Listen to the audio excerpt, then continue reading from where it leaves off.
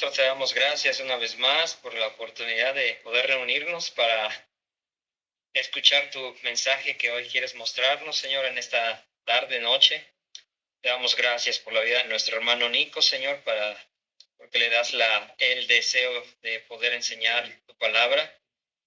Padre, te rogamos le sigas dando la sabiduría y la capacidad para poder hacerlo correctamente y fielmente, tal como tú lo dejaste escrito. Sabemos que es un trabajo arduo.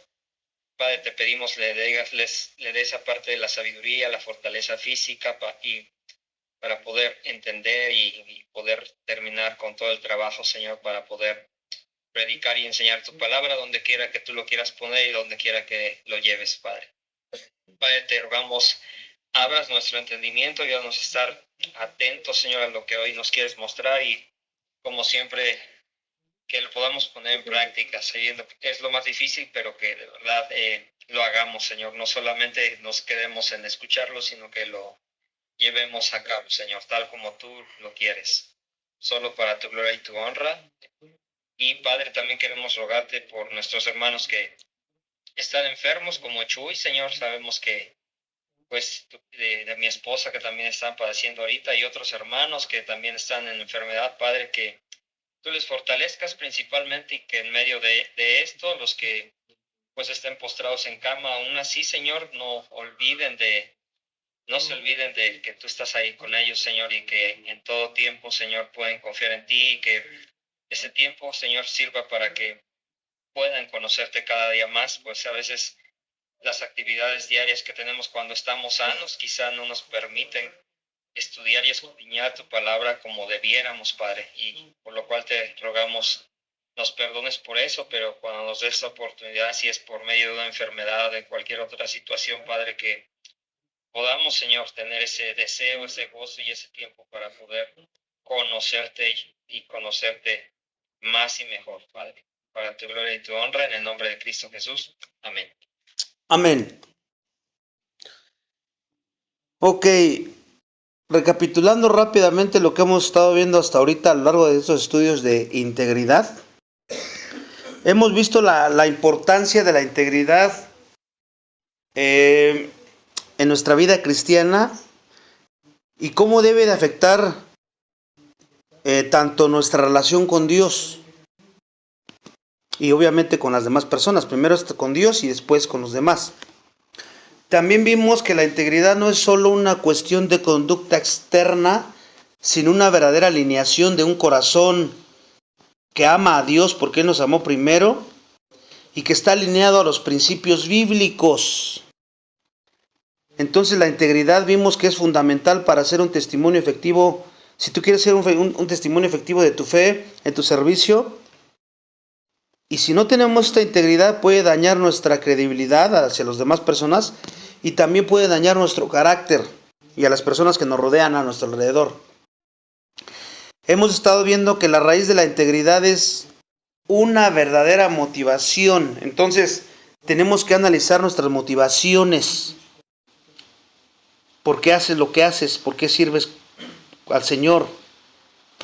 Y esas motivaciones, si te das cuenta que son correctas, que están cimentadas en el amor a Dios y al prójimo, te deben de impulsar a vivir con integridad. También vimos que la motivación correcta surge del amor a Dios y el deseo de honrar a Dios. Antes y en todas las áreas de nuestra vida, no solamente en unas. Porque tenemos que cuidarnos de ser hipócritas, tenemos que cuidarnos de actuar solamente por apariencia de rectitud, para obtener algún reconocimiento espiritual tal vez, alguna ventaja, en lugar de vivir con sinceridad y autenticidad.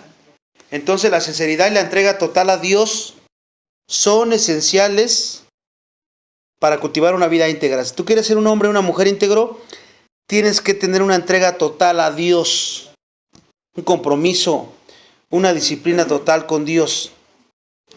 Eso es lo que hemos visto a grandes rasgos a lo largo de los estudios anteriores. Hoy quiero comenzar diciéndote que hay hubo un obispo que se llamaba Riley, que era piadoso obispo y comentarista anglicano de Inglaterra, por ahí del siglo XIX, y este hombre escribió un libro de bosquejos biográficos acerca del ministerio de grandes líderes cristianos británicos, tales como George Whitefield, Juan Wesley y Daniel y otros más conocidos en aquella época, ¿no? Al comienzo de su compilación, este hombre que les dije que es el obispo C. Riley, ofrece esta reveladora perspectiva general, hablando de estos hombres, ¿no? Él dice que ellos enseñaron siempre la inseparable conexión que hay entre la fe verdadera y la santidad personal. Hay una conexión inseparable. Lo que tú dices que crees y la forma en que lo vives. Tu santidad personal. Nunca permitieron estos hombres que él narró su historia de estos hombres piadosos. Nunca permitieron ni por un instante que el ser miembro de una iglesia o hacer una profesión religiosa fuera una prueba de que alguien era un cristiano auténtico. O sea, ¿por qué dices que eres cristiano? No, porque hice una profesión de fe, porque voy a la iglesia, porque leo la Biblia. Si tú llevas una vida impía, no importa las profesiones que hagas. Si no vives una vida de integridad como un estilo de vida o de santidad, no importa lo que tú digas ser. Este hombre sostenía que un cristiano verdadero siempre debe de ser conocido por sus frutos. Y esos frutos deben ser claramente manifestados e inconfundibles en todos los aspectos de su vida, no nada más en algunas áreas, en todos. Porque él decía que si no hay frutos, no hay gracia entonces. Si no hay frutos, no hay gracia. Y esa era la notable invariable de su predicación, de este predicador. Actualmente, hoy día, hay una gran necesidad de esa misma perspectiva. En vez de eso, muchos creyentes que se declaran cristianos modernos piensan que el manifestar el fruto espiritual es opcional, dicen ellos. Que no es un producto necesario y natural de la verdadera salvación. Y es lo que ellos dicen, ¿no? Y vamos a ver cómo lo menciona el apóstol Pablo. Empezamos con Romanos 7:4. Romanos 7:4. Fíjense cómo lo dice Pablo ahí. Sí, dice así: así también vosotros, hermanos míos, habéis muerto a la ley mediante el cuerpo de Cristo, para que seáis de otro, del que resucitó de los muertos, a fin de que llevemos fruto para Dios. Aquí podemos darnos cuenta que la santidad y el llevar fruto espiritual son tan importantes para los creyentes que Pablo oraba con frecuencia para que sus convertidos crecieran en piedad y madurez cristiana. Ese era su enfoque siempre al orar por la iglesia. El progreso constante en la santificación es crucial en la vida del cristiano. Porque si tú no vas progresando en tu santificación, no vas a poder tener una vida de integridad. No vas a vivir íntegramente. Tienes que tener un deseo de vivir piadosamente cada día, cada hora. Y eso significaría la diferencia entre su susceptibilidad a comprometerse y su capacidad de mantenerse firme. Que mucho lo oímos al compromiso, ¿no? ¿Y tú qué? Pero sí quieres estar firme. Pero no vas a poder estar firme sin un compromiso y una disciplina en cuanto a lo que estamos aprendiendo y estamos estudiando a lo largo de todos estos estudios que llevan a la integridad. Porque para que tú estés firme necesitas integridad. Vamos a ver cómo lo menciona Filipenses 1, 9, 11. Filipenses 1, 9, 11. Ahí va Pablo, vamos a ver cómo ora por el pueblo de los filipenses, por la iglesia de los filipenses. Adelante. Te voy a leer yo. Sí. Filipenses, ¿qué, perdón? Otra vez. 1, 9, 11.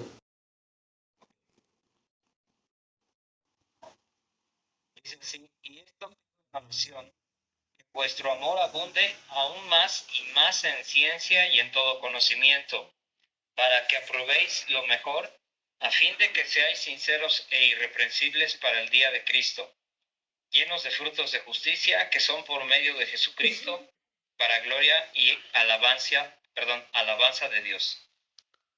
Bueno, aquí vamos a empezar por ponerle un título. Aquí le vamos a ver el progreso en la santidad. Vamos a ver este tema importante hablando de integridad, el progreso en la santidad. En Filipenses 1, 9, 11, Pablo ora por el progreso espiritual de su pueblo. Y ese era el enfoque que siempre pedía. Antes que cualquier otra cosa, eso. Él era el pastor, a él le preocupaba que los creyentes de la iglesia de Filipos y todas las demás persiguieran 5 fundamentos de la vida piadosa. 5 de ellos eran amor, excelencia, integridad, obras buenas y la gloria de Dios. Lo voy a repetir. Amor, excelencia, integridad, obras buenas y la gloria de Dios. Era lo que él siempre pedía que persiguieran como prioridad en su vida. Y cada una de estas cualidades es secuencial, si ustedes se dan cuenta, hermanos. Porque cada virtud establece la base para la siguiente, por así decirlo, y ayuda a producirla. El amor te ayuda a producir excelencia, la excelencia integridad, y la integridad obras buenas, y al final todo para la gloria de Dios. Pablo oraba que el amor de los filipenses abundara aún más y más en ciencia y en todo conocimiento, como lo acabamos de leer. Esa era su oración. Y aquí podemos deducir varias características básicas pero profundas del amor. Fíjense, estamos hablando del amor divino, del amor ágape. En primer lugar, sabemos que el apóstol se está refiriendo al amor divino porque de otro modo no pediría a Dios que lo diera y aumentara a los cristianos de Filipos, porque Dios es el que te da el amor ágape, es el que derrama el Espíritu Santo el amor en tu corazón. La Biblia aclara que el origen del amor, ¿dónde está este amor ágape? No el que dice el mundo, está en Dios. El origen del amor está en Dios. ¿Dónde dice eso? Romanos 5:5. Romanos 5:5. Vamos a ver cómo lo dice ahí Pablo a los romanos. Y la esperanza no avergüenza, porque el amor de Dios ha sido derramado en nuestros corazones por el Espíritu Santo que nos fue dado. ¿Quién lo originó? Dios, el Espíritu Santo. Y luego Primera de Juan 4:19. Primera de Juan. ¿Se dan cuenta? O sea que por eso Él nos exige que vivamos en este amor, porque Él ya nos lo dio. Estamos hablando a creyentes, a los escogidos de Dios, a los llamados. Amor es un amor que Dios ya nos ha dado. Y este es el amor de que habla Pablo. Estamos hablando de un amor que ya existe, que ya lo tienes. Antes, cuando eras incrédulo, cuando éramos incrédulos, no lo tenías. Pero ahora tú ya lo tienes. Todo creyente, en todos nosotros, recibimos el amor. ¿Cuándo? En el momento en que tú fuiste salvo, Dios te dotó de este amor. Te dio el Espíritu Santo y Él te dotó del fruto del Espíritu. Y que está cimentado en este amor. La paciencia, la humildad, la mansedumbre, tienen que desprenderse de aquí, del amor. No son 9 frutos, es un fruto con 9 características. Y el amor es la base, por decirlo así. Y de ahí se desprende todo lo demás. Por eso es todo lo que tú hagas, todas tus motivaciones que tú hagas en tu casa, fuera de tu casa, en la iglesia, tienen que desprenderse de este amor. Si lo estás haciendo por alguna otra cosa, egoístamente, convenencieramente, aunque estés sirviendo en la iglesia, aunque estás pecando, porque está tu motivación es pecaminosa. Por eso siempre les he dicho, examinen sus motivaciones. Siempre, ¿por qué? Entonces aquí vemos, ya existe. Todo creyente recibe el amor de Dios cuando fue salvo. Pablo quiere que todos nosotros, y tú y yo, lo expresemos plenamente, el amor que ya poseemos. Ya lo tienes. Porque a veces cuando leemos el fruto del Espíritu, vemos amor, gozo, paz, paciencia, fe, mansedumbre, y nos medimos y decimos, este sí lo tengo, lo palomeo, este también, este no, este sí, este no. Si eres cristiano, tú tienes todo el fruto. Que no lo uses, que esté guardado ahí, que contristece al Espíritu y lo apagues por el pecador, porque no despliegas el fruto en la integridad, viviendo en integridad, esa es otra cosa. Pero tú ya tienes el fruto completo. También Pablo ora por un amor decidido.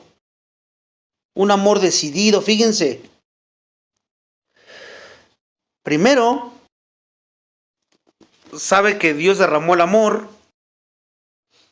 Y luego que un amor que ya existe. Y que tiene que ser un amor decidido. El tipo de amor indicado directamente por la palabra griega. Porque te lo muestra la palabra cómo tienes que amar. Y que se emplea en Filipenses 1:9, que fue el que me leyeron. Es el amor ágape. O sea, estamos hablando de la expresión más elevada y noble del amor mencionado en el Nuevo Testamento. Porque es el amor determinado por la voluntad. ¿Qué significa eso? Hey, hermanos, que no lo siento. Aquí no es tanto el sentir, sino el hacer. Y es un mandato. Te está ordenando que lo hagas. No que te está diciendo, si lo sientes, o si te conviene, o si te trataron bien, ama. No dice eso. Te manda que ames aún a tus enemigos, ¿verdad? Entonces, por eso es el amor de la decisión, de la voluntad. No depende de los criterios comunes del mundo en cuanto al amor, como los que les he dicho. Por ejemplo, algunos aman a las personas, dicen que el amor entra por la vista, dicen, ¿no? Los del mundo. Porque es atractivo lo que ven, o a la mujer o el hombre. Y dicen, pues lo amo, porque y si le ocurre un accidente y se desfigura, ya no lo vas a amar. Y si te fijaste que es que me trata bonito, y al rato que te trate mal, porque todos somos pecadores, ya no lo vas a amar. Entonces, si tu amor está cimentado en esas cosas externas, hermanos, hermanas, ese no es amor del que estamos hablando aquí. Es que me grita y me ofende y me dice de cosas y entonces ya por eso no lo amas. El amor acaba, dice el mundo. El amor, si no lo riegas, se marchita. Bueno, eso es lo que dice el mundo. Pero lo que dice Dios no depende del atractivo de la persona, ni depende de las emociones o el sentimentalismo, ni el trato que te den. ¿Se dan cuenta de lo del amor que estamos hablando y que Dios te exige que ames? Por eso Pablo decía, entre más ustedes me traten mal, parafraseándolo, yo más los voy a amar. Porque él sabía y él entendía esto. Esta es un área en la que los creyentes, como nosotros, podemos comprometer fácilmente la norma de Dios, hermanos y hermanas. ¿Por qué? Porque seguimos ciegamente la exigencia del mundo de que un amante tenga sentimientos positivos por la amada. O que lo que das, recibes, ¿no? Como te traten, tratas.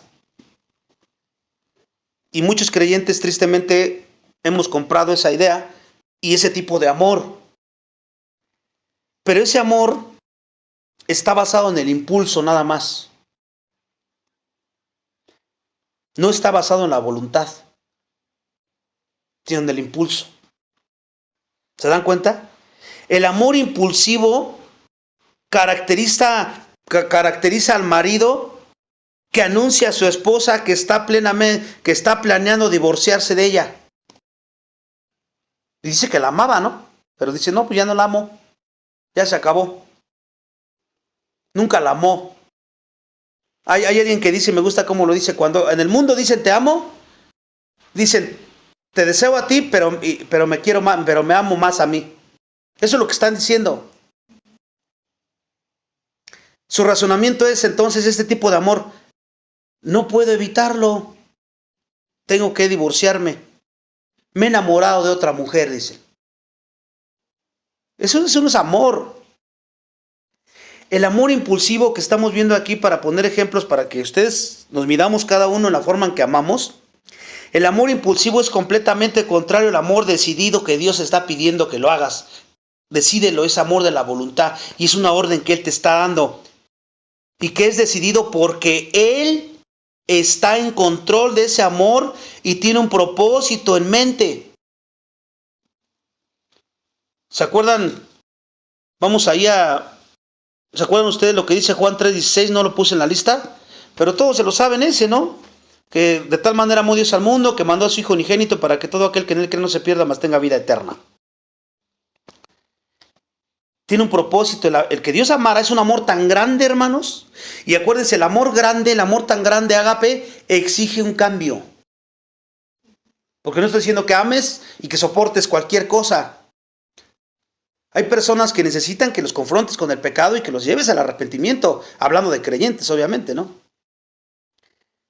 Dios te ama tanto que Él te dotó de ese amor, por lo cual Él te exige un cambio.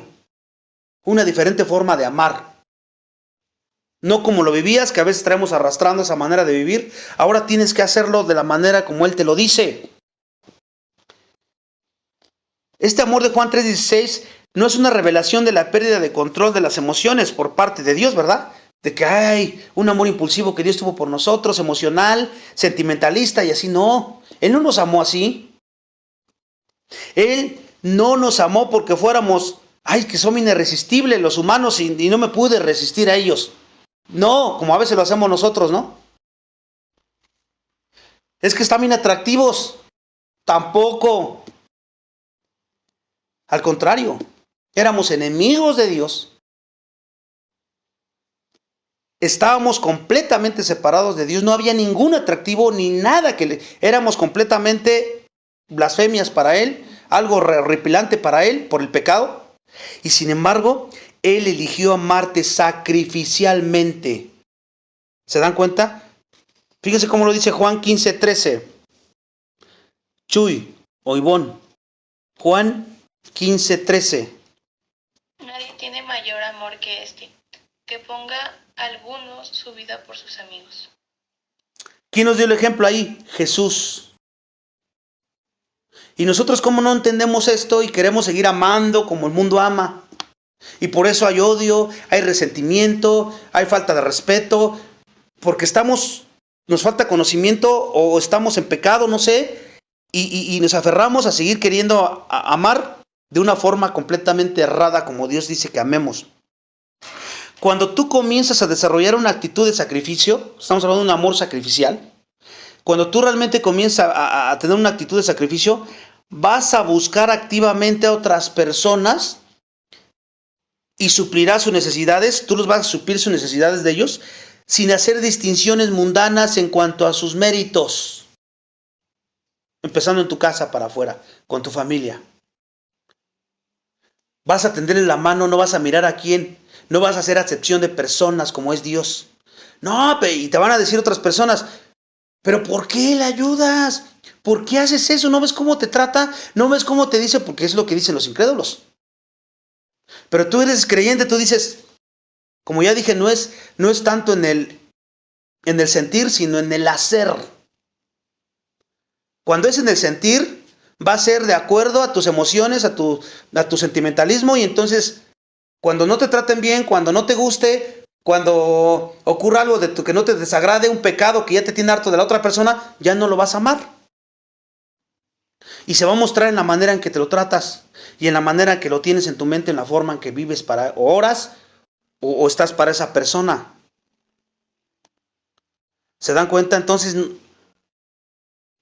tenemos que buscar ese tipo de amor porque lo tenemos, no buscarlo, sino vivirlo. Todos los creyentes debemos tener un amor así, un amor dinámico. El amor de los filipenses ya estaba creciendo, pero Pablo quería que aumentara, que abundara aún más y más. Ahí dice Filipenses 1:9 que me leyeron. Dice, yo quiero que ustedes lo vivan. ¿Cuántas veces has orado así? donde pidas eso. Porque siempre nuestras peticiones son en otras cosas. Nuestro enfoque, nuestra mirada sigue siendo muy corta y estamos pide otras cosas. El amor, que es parte de una vida cristiana genuina, de una vida que progresa en santidad, pues tiene que ser un amor dinámico. Si somos serios respecto a madurar en nuestro andar con Cristo, si tú eres serio en tu andar con Cristo, nunca te vas a contentar con una clase estática de amor, ni con el estatus que hemos estado viendo, el amor del mundo. No vas a contentarte con esas cosas. Y es fácil que tú te des cuenta cómo estás amando, porque cada uno, si somos honestos y nos examinamos, te vas a dar cuenta. ¿Por qué te enojas? ¿Por qué te impacientas? ¿Por qué hablas mal de las personas? ¿Por qué haces todo eso? Eso es falta de amor. Eso no es amor. Y eso es importante que lo examinemos cada uno de nosotros.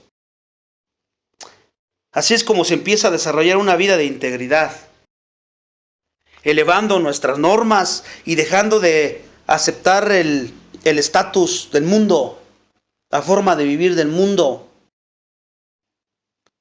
¿Recuerdan que el amor es sufrido? El amor todo lo puede, todo lo sufre, todo lo soporta, nunca se da por vencido, es paciente, no es fanfarrón. Todo lo que dice Pablo en 1 Corintios capítulo 13. Nuestro Señor nunca amó de esa manera. Él vivió en este amor. Fíjese lo que dice Efesios 4:32. Efesios 4:32. Antes sed los unos con los otros benignos, misericordiosos, perdonándonos los unos a los otros, como también Dios os perdonó en Cristo. ¿Se dan cuenta? Ahí son puro imperativo. O sea, son órdenes los que está diciendo ahí. ¿Y por qué te lo dice? Porque ya Dios derramó ese amor. Ya tienes el fruto. Es el cual tienes que estar vestido todo el tiempo con este fruto. El mayor ejemplo de este versículo es el amor humilde y sacrificial que Cristo modeló para nosotros y para sus discípulos. ¿Se acuerdan cuando él lavó los pies de ellos? En la costumbre judía en aquella época llegaban invitados al hogar y el anfitrión siempre tenía su criado que iba y lavaba los pies de las personas porque venían, pues imagínense, del terracerío, del lodazar que atravesaban, llegaban sucios de los pies y el anfitrión mandaba a su siervo, los que tenían siervo, ¿no? Y se sentaban en una mesita y cada uno se sentaban en el suelo, no era como sillas como hoy día, sentaban en el suelo así unos con otros y los pies quedaban en la cabeza de cada uno, así alrededor. Y entonces, pues imagínense, ¿no? Pues iban a comer. Y Jesús llega y se sientan todos, y ninguno de los discípulos de Jesús, pues era una humillación, porque solamente los siervos tenían que hacer eso. Y ellos, pues, ni uno nada más se quedaban viendo, yo creo, así unos con otros. Y Jesús agarró y él fue y les empezó a lavar los pies a cada uno de ellos. ¿Se dan cuenta? Mostrándoles enseñanzas, principios a estos discípulos que en ese momento eran débiles en la fe por lo que podemos ver. Y él les mostró lo que es la humildad basada en el amor, en este amor ágape. Y ese debería ser nuestra motivación para seguir un ejemplo de servicio, ¿no creen? Haciendo que nuestro amor sea cada vez mayor y buscando las maneras de ministrarnos los unos a los otros. Todo, la motivación, este amor. A un amor profundo. Pablo demandó, cuanto el amor de los filipenses, es que fuera profundo y que estuviera basado en todo conocimiento. Estamos desglosando esa cita de Filipenses 1:9 al 11, porque es importante, ahí está lo que quiero enseñar hoy día. Que fuera profundo. ¿Y por qué dice que estuviera basado en todo conocimiento? Bueno, el amor de Dios está regulado por el conocimiento de su palabra. No por lo que tú crees, por lo que tú sientes, sino por lo que dice la palabra de Dios. Esto significa que ese amor estará anclado profundamente en convicciones basadas en ¿qué? En la palabra de Dios, en la verdad de Dios. Si así dice que ame, así lo tienes que hacer. Pero es que no lo siento, pero es que me ha hecho una y otra vez y me dice y todo. Así tienes que amar, así lo dice la Escritura. O te vistes con el fruto del Espíritu cimentado en el amor, o te sigues vistiendo en la carne, es tu decisión.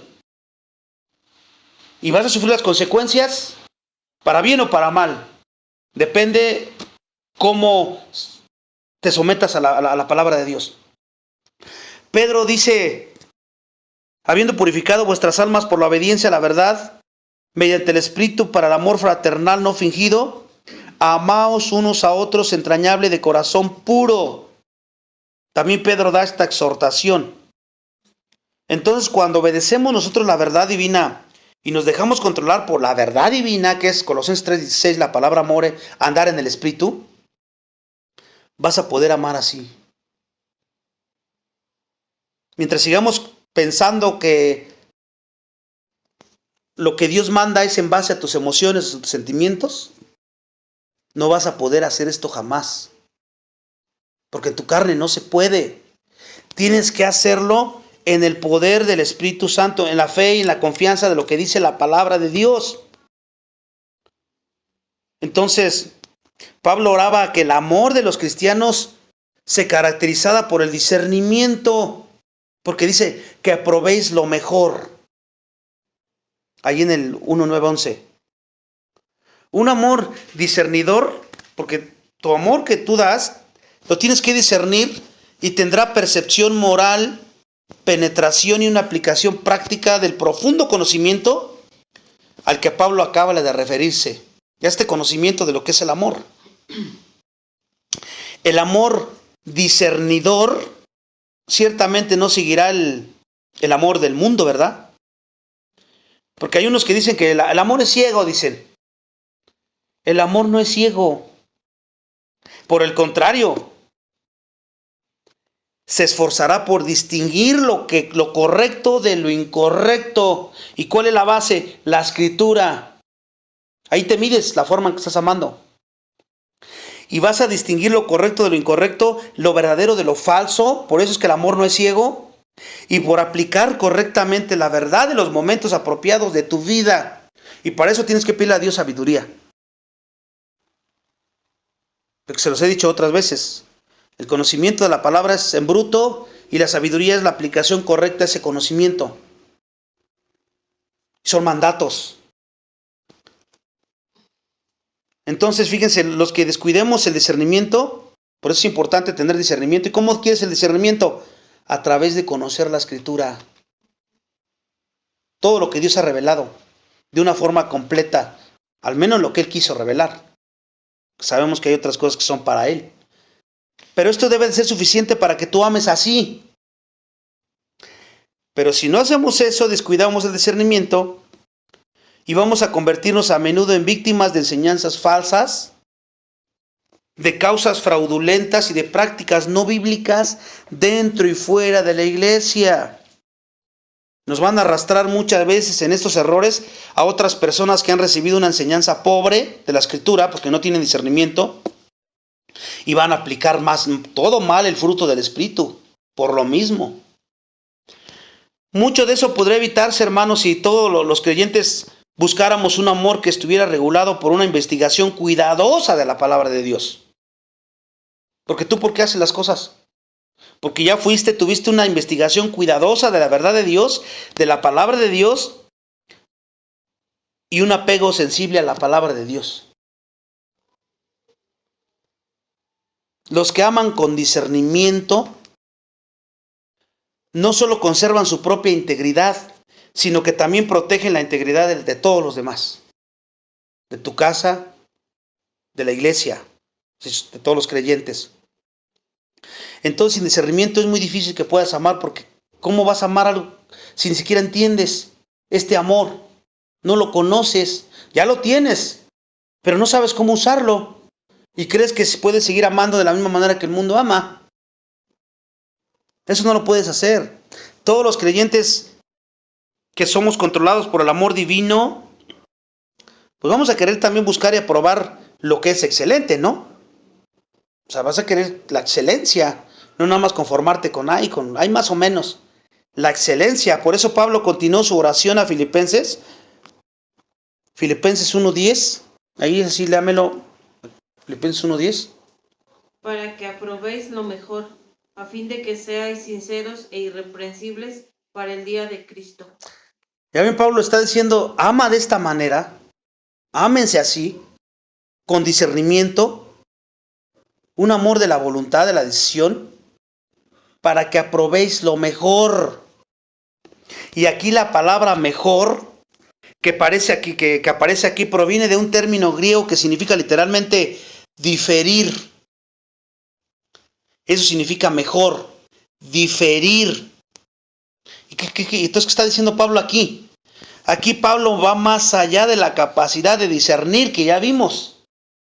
Ya discerniste cómo tienes que amar, ¿verdad? De la manera como Dios te pide y te manda. Sabes distinguir entre un amor verdadero y un amor falso. Entre el amor bueno y el amor malo, por decirlo así. Eso es lo que estamos viendo hasta ahorita.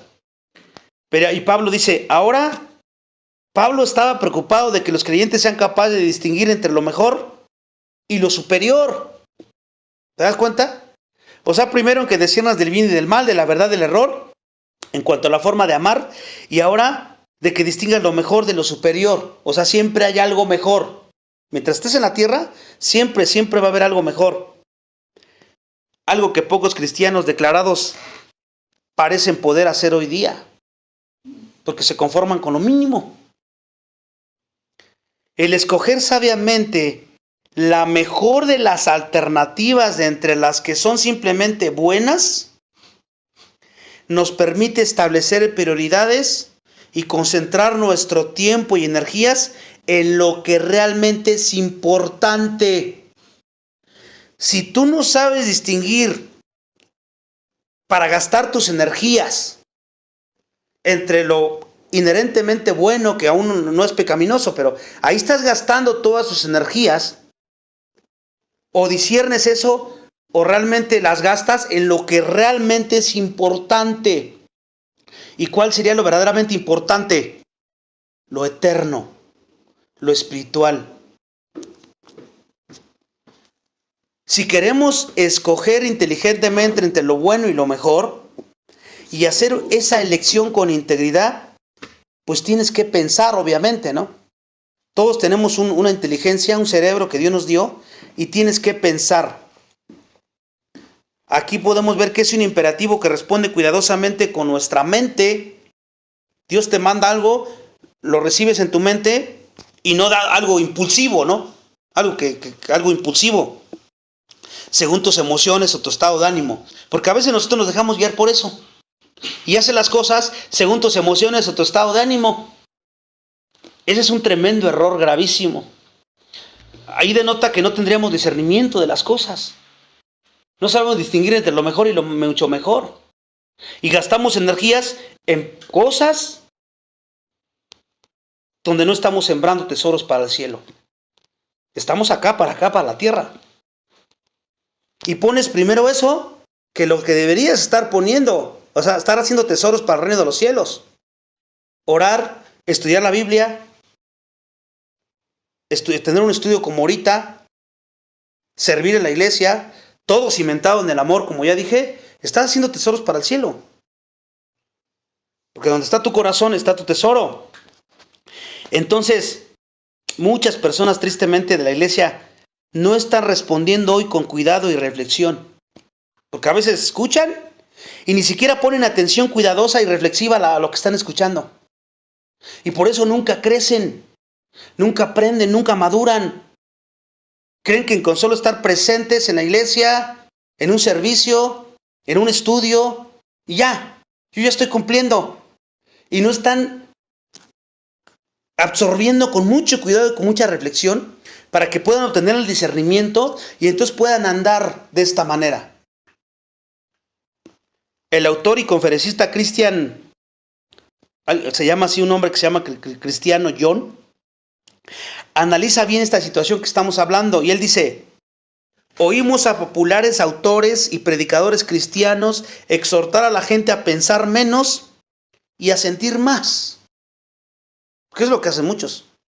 Se van con las emociones, con lo que... Ahí está el mover del Espíritu Santo. ¿Cómo lo sientes? Ay, sí siento que mi cuerpo me tiembla y mi corazón y todo.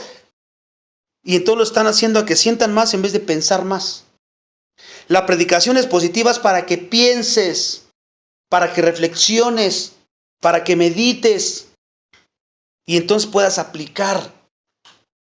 No se trata de sentimientos aquí. Fíjense, la persona que piensa y que razona lo que cree, porque todo lo que escuchas tienes que pensarlo y tienes que razonarlo, tienes que meditarlo. Este tipo de cristianos siempre percibirán,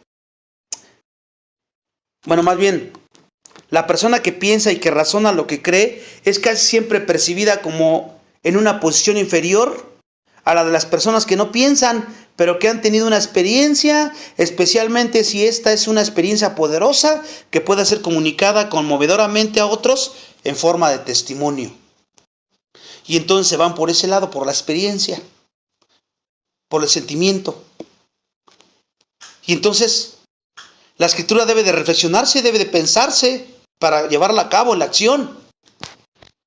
Hay otro teólogo que dice, muchos cristianos modernos tienen celo de Dios, pero no tienen conocimiento.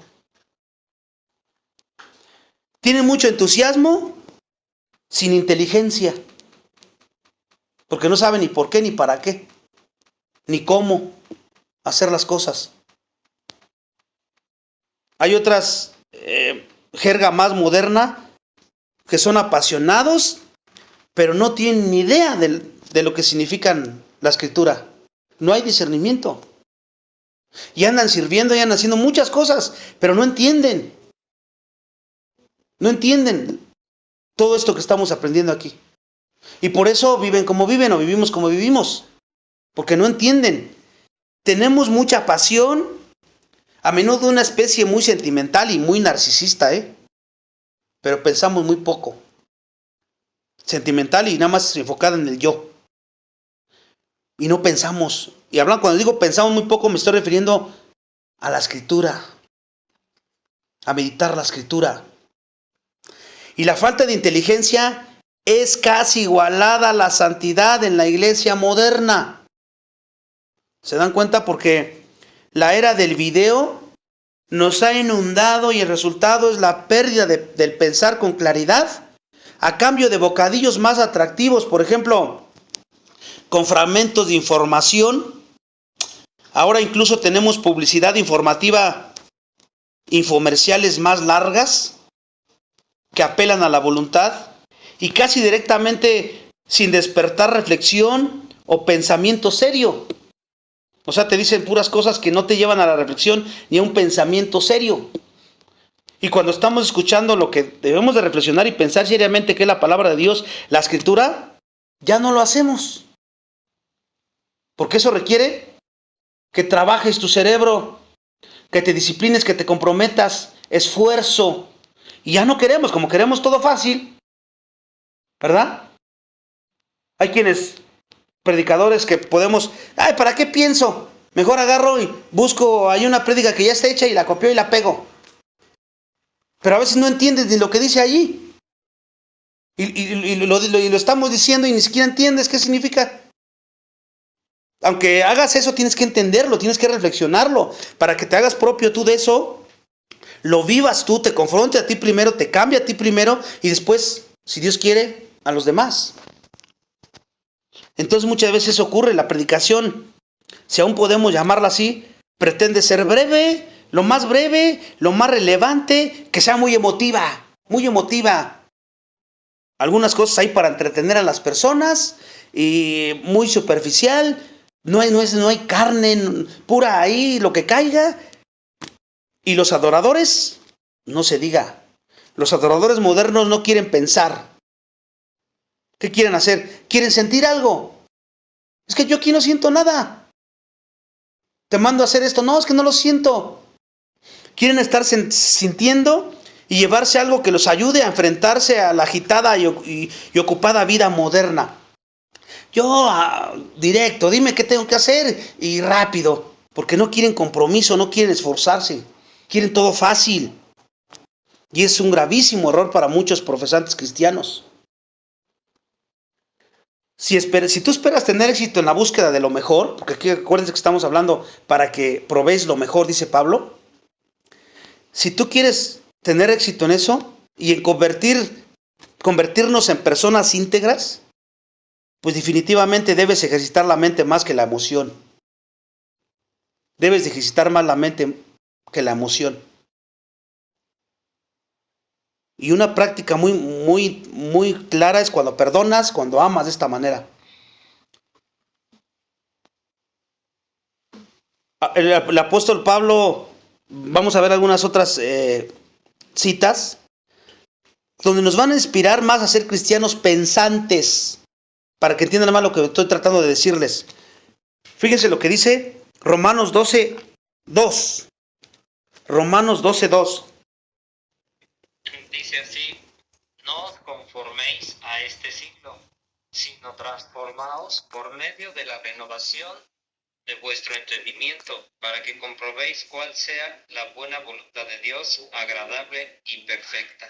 ¿Qué está diciendo no conforméis este siglo? Ahí la palabra conforméis está hablando, se refiere a un molde donde antes, cuando éramos creyentes, nos parecíamos a ese molde que es como vive el mundo, como piensa el mundo, como ama el mundo. Y dice, transfórmate por medio de la renovación de vuestro entendimiento. ¿Dónde empieza tu transformación? Bueno, del momento en que eres salvo, te da un nuevo nacimiento Dios y empiezas a moldarte ahora no al mundo, sino a Cristo, ¿no? Es el molde.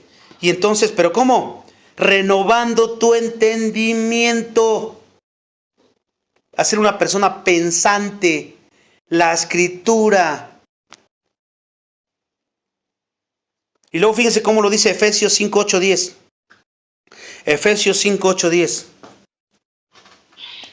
Sí, dice: porque en otro tiempo erais tinieblas, mas ahora sois luz en el Señor. Andad como hijos de luz, porque el fruto del Espíritu es en toda bondad, justicia y verdad, comprobando lo que es agradable al Señor. Otra vez ahí la palabra comprobando, pensando, reflexionando, meditando. No tenemos una fe ciega. Si quieres comprobar la buena voluntad de Dios agradable, tienes que renovar tu entendimiento. ¿Cómo? La escritura es la única manera. Desaprendes todo lo que traíamos arrastrando a veces cuando somos creyentes del mundo, y entonces empieza la palabra. Todos los días, a toda hora, como le dijo Dios a Josué, de día y de noche meditarás en estas palabras. De día y de noche. No hay pretextos. Si realmente quieres tener éxito en esto que estamos estudiando, la integridad, tienes que hacerlo. Ahora, Efesios 5:15-17. Efesios 5:15-17.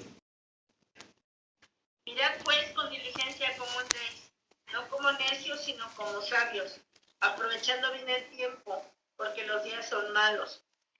Hasta el 17 dice aquí. Sí. Por tanto, no seáis insensatos, sin entendidos de cuál sea la voluntad del Señor. Fíjense, acuérdense, estamos viendo cómo él les dice que piensen, que usen su mente. Y eso requiere mucho esfuerzo, ¿no? Por ejemplo, cuando vas a la escuela, que te ponían unas multiplicaciones, eso no nos gustaba porque requería pensar. Y a ver, ¿cómo es aquí? Y las cosas que requieren pensar, luego no queremos hacerlo. Porque ya el mundo, y a veces seguimos arrastrando eso, pues ya que me lo digan. ¿Para qué? Quieren todo ya, fácil. Y hay cristianos que igual.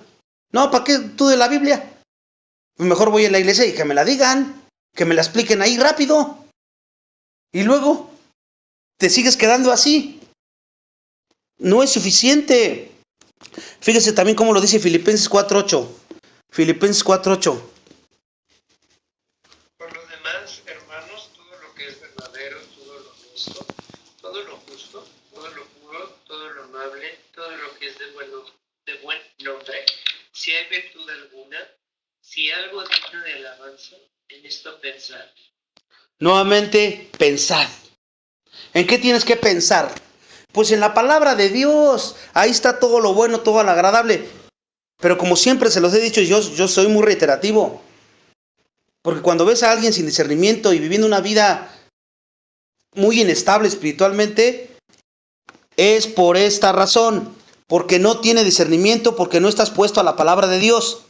Por eso siempre cuando a mí me piden un consejo, lo primero que pregunto es, ¿cuánto tiempo pasas estudiando la Escritura? Y si es un matrimonio, a ver, varón, ¿cuánto tiempo pasas limpiando a tu esposa al día? Estudiando con ella, orando con ella. No, hermanos, que no tenemos tiempo, es que ahí está tu problema. Y si no resuelves ese problema, no se van a acomodar las cosas ni van a mejorar, se van a empeorar. Eso es un hecho. Y así en cada área de tu vida, hermanos. Siempre, desafortunadamente, siempre ese es el problema central. Siempre. Y tenemos que recordarlo, pues para que no nos caiga, no nos agarre desaprevenidos. Siempre es, porque queremos una vida feliz, una vida de gozo, una vida estable, espiritualmente hablando, pero no queremos el compromiso. No hay tiempo para nuestras prioridades están mal. Y nada más falta el tiempo y un ganchito, como dicen por ahí, para que explote y detone la bomba. ¿Por qué? Porque no estamos haciendo lo que tenemos que estar haciendo. Fíjense cómo lo dice Filipenses 1:10. Filipenses 1:10. Ya lo leyó arriba mi esposita, otra vez me lo van aquí. Léelo otra vez. Para que discernáis lo mejor, lo que seáis sinceros y sin ofensa para el día de Cristo. Examinarlo todo, tenemos que retener lo bueno. ¿Para qué? Para buscar la integridad. Entonces entendemos que la búsqueda decidida y constante del amor divino, hecha con excelencia, como lo estamos viendo, controlada por el Espíritu Santo, nos conducirá invariablemente a la integridad. Viviendo de esta manera, invariablemente tú vas a ser igual a integridad. No vives de esta manera, tu igual no va a ser integridad. Van a ser muy posiblemente los frutos de la carne. Es muy fácil. Tú sabes darte cuenta cuando amas a alguien realmente. O cuando no, hablando del amor ágape. Y sabes perfectamente bien cuando no andas caminando en integridad. De acuerdo a lo que hemos estado viendo aquí. La oración de Pablo dice ahí en el que me leyeron nuevamente, para que probéis lo mejor, a fin de que seáis sinceros y irreprensibles. Ahí está el fin. Sinceros y irreprensibles para el día de Cristo. Pero hay algo atrás, una responsabilidad que hay por parte tuya y para mí, como cristianos.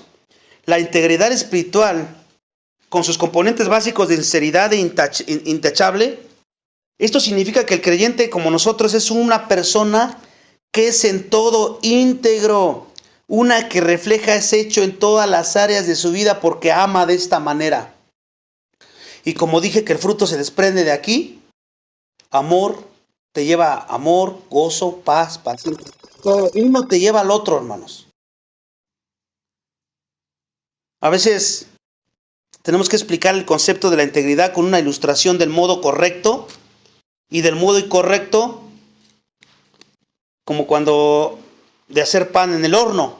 Por ejemplo, si tú juntas todos los ingredientes necesarios para hacer pan, imagínate que juntas todos los ingredientes, los pones en una cazuela y colocas la cazuela en un horno caliente, nada más los avientas así, pues no obtendrás pan. Saldrá una cosa ahí deforme, pero no un pan. La receta dice que todos los ingredientes deben mezclarse bien antes de meterlos en el horno, ¿no? ¿Por qué pensamos que en la vida espiritual no es así? Digamos que la Biblia es tu receta y te dice, no es hacer las cosas como tú quieras a la hora que caiga, en tu manera, como el mundo lo hace. Así te di la lista de cómo tienes que hacerlo. Así parte por parte por parte. Es lo mismo, si no, no vas a obtener ese pan espiritual, por decirlo así. No esperes ese gozo, no esperes ese contentamiento, no esperes esa paz. Es igual como el ejemplo que le estoy poniendo del pan.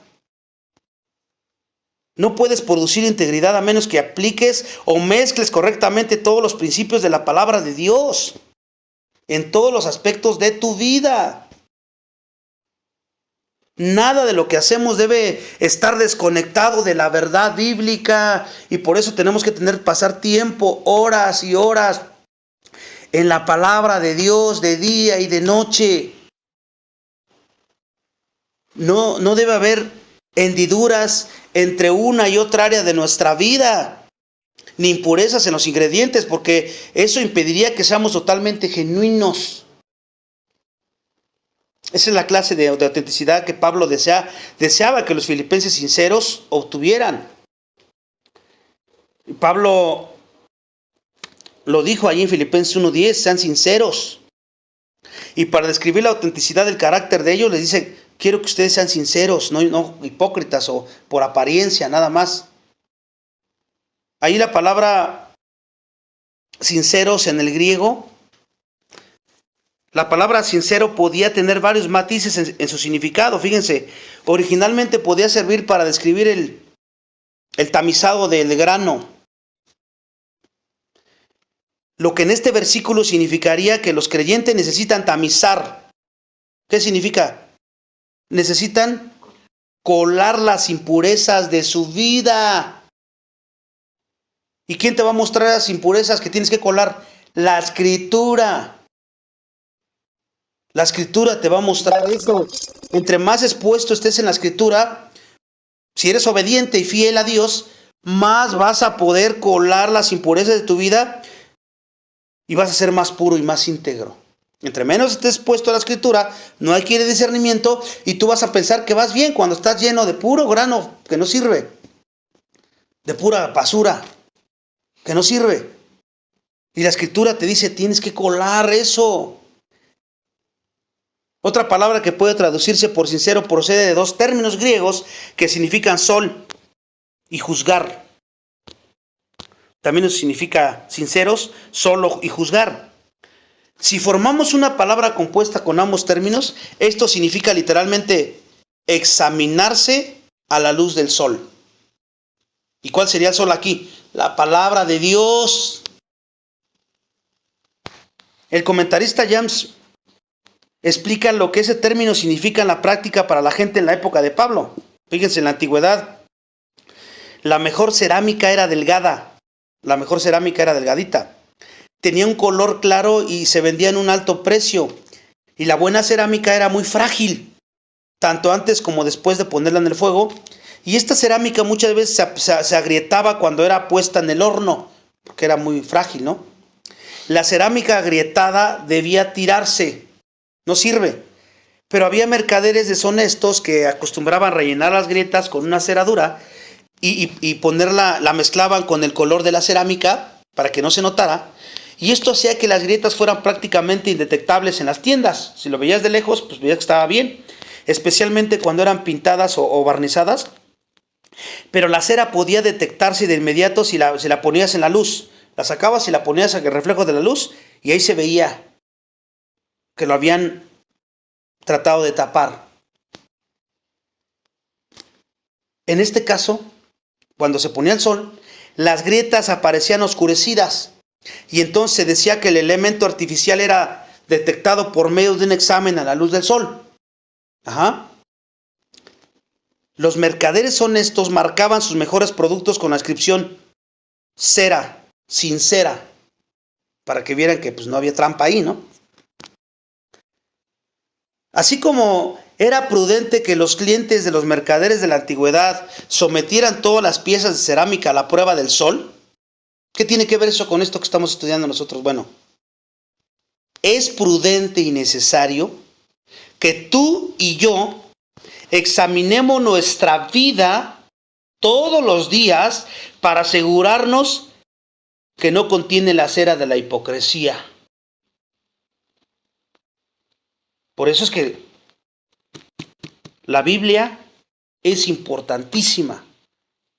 Así como cuando te miras al espejo todos los días para examinar tu cara, que no tengas por ahí un granito, alguna mancha.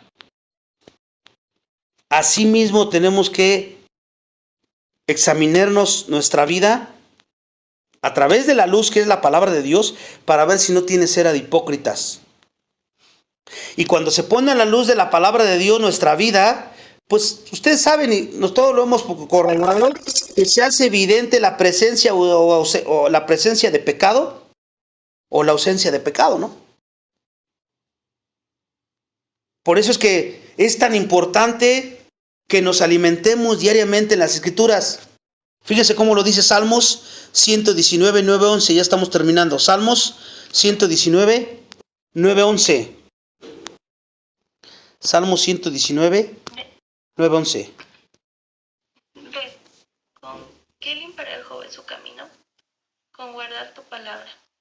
Con todo mi corazón te he buscado. No me dejes divagar en tus mandamientos. En mi corazón he guardado tus dichos para no pecar contra ti. ¿Se dan cuenta de lo que está diciendo ese salmo? Hablamos de limpieza, de lo que estamos viendo aquí. ¿Cómo limpia el hombre su camino? ¿Cómo limpiará el joven su camino? Y ahí da la respuesta. ¿Se dan cuenta?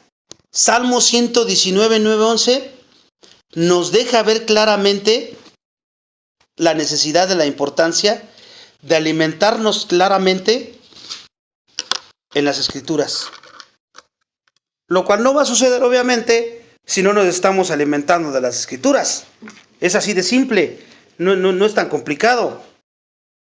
El joven, el maduro, el que sea, puede limpiar su camino guardando la palabra, sometiéndosela, conociéndola, adquiriendo discernimiento, meditando la palabra, obedeciendo la palabra. Y por eso dice que el salmista dice que con todo su corazón la ha buscado. O sea, esa es su prioridad del salmista. La palabra de Dios. Ese es lo más importante. Desde que empieza el día, ese es lo más importante para él. No hay otra cosa. Y por eso dice, no me dejes desviarme de tus mandamientos. Los conoce. Y él sabe lo débil que es. Y termina diciendo, en mi corazón he guardado tus dichos. O sea, los meditaba, los reflexionaba, los pensaba todos los días. Y se veía la diferencia en su vida, ¿no? Si tú hicieras lo mismo, tú podrías ver la diferencia en tu vida espiritual cada día, cada vez. Entonces, tenemos que permitir que nuestra vida sea moldeada también por su poder. Hebreos 4:12. Hebreos 4:12. Porque la palabra de Dios es viva y eficaz, y más cortante que toda espada de dos filos, y penetra hasta partir el alma y el espíritu, las coyunturas y los tuétanos, y discierne los pensamientos y las intenciones del corazón. ¿Se dan cuenta? Primero, lo que necesitamos, alimentarnos diariamente de la Escritura. Y luego dice que les diga que nuestra vida debe de ser moldeada por el poder de la palabra de Dios. Es viva y eficaz. Cortante. O sea, te confronta, te desnuda tu pecado y te penetra, y a muchos no nos gusta eso, obviamente. Y entonces te lleva a discernir los pensamientos, las intenciones de tu corazón. Estoy haciendo esto, híjole, ya me di cuenta, la Biblia me desnudó y me reveló que yo estoy haciendo las cosas todo mal. Sí estoy sirviendo en la iglesia, pero mi motivación está mal. Y por eso es que me enojo, por eso es que ando así todo el tiempo, impulsivo, etc. Y te das cuenta de eso, ¿no? Y hay de dos. No, mejor ya no estudio la Biblia. Mejor me la llevo un cristiano light y me la llevo así. Como me la vivo una vez a la semana, 2 el domingo y ya. Porque me incomoda estar tanto tiempo en la Escritura. O digo, necesito más. Quiero más. Quiero que el Señor me limpie. Quiero seguir limpiándome. Yo no puedo seguir caminando una vida cristiana así, pensando que estoy bien cuando estoy completamente mal. Estoy viviendo mal. Y por último, para terminar, vemos la segunda palabra que Pablo usó es irreprensibles. Ahí en Filipenses 1:10. ¿Por qué uso esa palabra? Para referirse a la integridad, que es irreprensible. O sea que esta describe la integridad relacional y tipificada por la persona que no hará nada que haga tropezar a los demás. ¿Se dan cuenta? Esa palabra irreprensible. Tú vas a ser una persona que nunca vas a hacer algo que haga tropezar a nadie, sea quien sea. Dar mal testimonio, ser piedra de tropiezo para él o para ella, sea incrédulo o sea creyente. No lo vas a hacer. La palabra de Dios es muy clara en ese aspecto. Primera de Corintios 10:31, con eso terminamos. Primera de Corintios 10:31 y 32. Dice,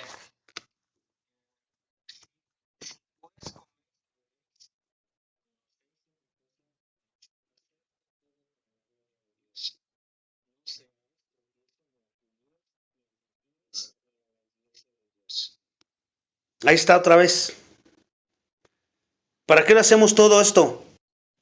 ¿Para nosotros? ¿Porque lo sentimos? ¿Porque nos conviene? ¿Porque nos atrae? No, es para la gloria de Dios. ¿Cuál es la única motivación que tú tienes para vivir así y para hacer esto? Porque eres hijo, hija de Dios, y porque amas a Dios y porque quieres glorificarlo. No necesitas más. No, pero es que no importa. No busques excusas. Hay que responsabilizarnos del pecado. No aventar la manera de excusarnos, porque somos bien buenos para hacer eso. Nada, buscamos la manera de cómo me salgo, cómo le digo, cómo debato con la palabra de Dios para que yo me sienta menos culpa y siga pensando que estoy bien. No puedes seguir viviendo así. En general, la integridad que Pablo pide para todos nosotros, también está hablando allá, pero ese principio aplica para todos nosotros. Él dice, yo quiero que su integridad, su amor, sea sincero. Ustedes lo tienen y lo pueden hacer porque son hijos, hijas de Dios. Que amen como Dios dice, no como aprendieron en el mundo. No con sentimentalismos, con emocionalismos, sino con la voluntad. Gobernados por la palabra de Dios, que ustedes sean irreprensibles, que no hagan tropezar a nadie, no causen problemas a nadie, que sean conocidos por ser hombres y mujeres íntegros dentro y fuera de la iglesia, en cualquier lugar donde estén. Que no sigan vistiéndose como el mundo, que se despojen de eso y que vivan ahora como hijos, hijas de Dios. Porque es como su nueva identidad, es como ustedes tienen, les está recordando quiénes son, no por ellos mismos, sino quiénes son en Cristo. Ahora en Cristo tú puedes vivir así. ¿Y qué requiere? Discernimiento. Que pienses, ¿pero en qué? La palabra de Dios. ¿Qué te está influyendo más en tu vida? ¿Qué es lo que más te estás exponiendo en tu vida diaria? Tú reflexiónalo. En tu casa, en la calle, en el trabajo, donde quiera que andes todo el día. Porque eso es lo que te está llevando a portarte como te portas o vivas como vivas.